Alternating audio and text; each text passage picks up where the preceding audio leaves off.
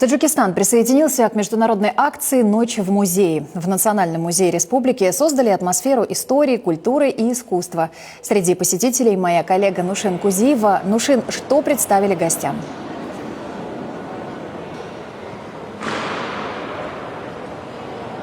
В Национальном музее организовали 35 культурно-развлекательных мероприятий.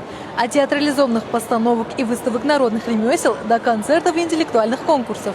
Отдельную программу подготовили для детей и подростков. В исторических костюмах актеры разыгрывают сцену из жизни Бурбада Марвази, композитора, повлиявшего на формирование музыкальной культуры Востока. Посетителям показывают, как благодаря своему таланту он оказался при дворе шаха Хусрава Парвиза. Для «Ночи в музее» мы постарались сделать постановку более живой, чтобы зрители смогли не только узнать исторические факты, но и почувствовать атмосферу той эпохи. В соседнем зале уже другой период. Здесь звучат строки Рабии Балхи, одной из первых поэтесс Востока.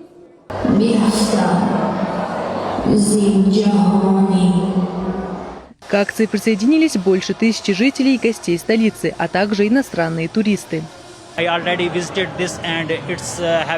Я здесь уже во второй раз. Вообще люблю посещать музей, а «Ночь в музее» — это еще интереснее, потому что атмосфера совсем другая. Очень насыщенная программа. В каждом зале происходит что-то свое. Отдельную программу посвятили эпосу Шахнаме. К чтению отрывков присоединились дети и подростки. За знание строк из поэмы им вручили памятные подарки.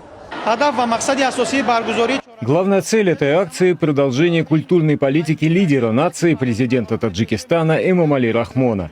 Особое внимание уделяется сохранению национального самосознания у молодежи и уважению к историческому и культурному наследию страны.